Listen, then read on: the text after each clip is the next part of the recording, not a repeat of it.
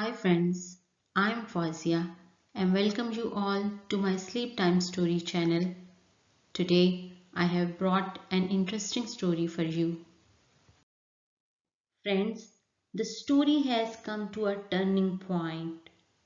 At last the fox got the opportunity for which it had been waiting for long. It found Choo Choo playing alone and started moving towards it. Choo-Choo pretended that it is very scared and begged the fox to forgive it.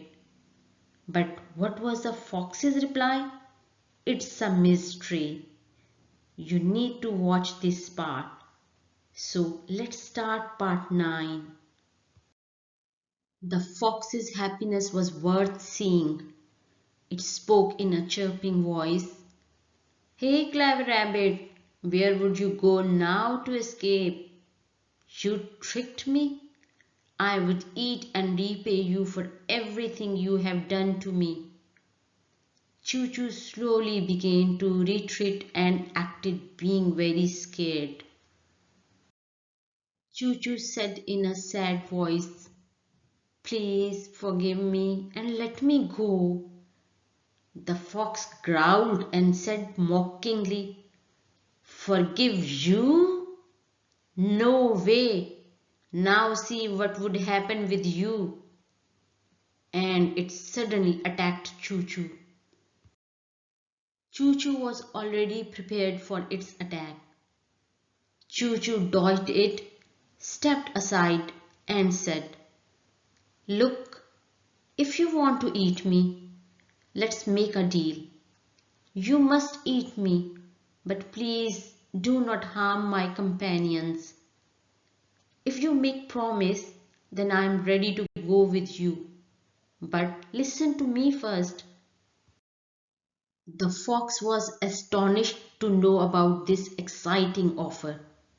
However, it thought the rabbit was clever, but there was nothing wrong to make false promise today. It's in my grasp now. I would hunt another rabbit tomorrow. But first it is necessary to eliminate this cunning rabbit. The fox asked arrogantly, Yes, tell me what's up. Choo Choo replied, I want you to hold me in your mouth gently, walk leisurely, and take me to the mountains alive. So my friends won't be sad to see my blood split in the fields and my body into pieces. And you too would eat me calmly there. I'm sure this would be a win-win position for both of us. I would have peaceful death and you would have your delicious dinner tonight. The fox was very excited. The victim was offering itself voluntarily as a feast. There was nothing wrong to fulfill the last wish of the one who wants to die happily. Thinking over the offer for some time, finally the fox said, Okay, I approve. On receiving its reply, now Choo Choo was standing in front of it, humble and heartbroken. It was well aware it could be dangerous for it. Choo Choo came close to it and said, Now you hold me gently in your mouth and unhurriedly move to the mountain. The fox opened its mouth and held Choo Choo pompously. The fox wanted to end it up in a few big bites and enjoy its delicious meat, but had already decided not to do that. It was overwhelmed that the prey would be eaten with full satisfaction, peace, and without a risk. Choo Choo uttered a cry and said to the fox, Brother, hold me gently, please. The fox loosened its grip but kept its pace. It had just gone a few yards away. All of a sudden, the whole group of the rabbits came up running. Right, left, back, and forth. It was surrounded by rabbits. The fox was astounded to see them all and much confused at the situation. The rabbits were proceeding furiously. Two of them unexpectedly grabbed the fox's tail in their sharp teeth, while the rest of the rabbits started blaring.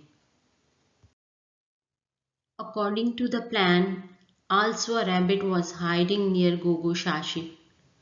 It approached him with its fastest speed and started making noise and informed him about the situation.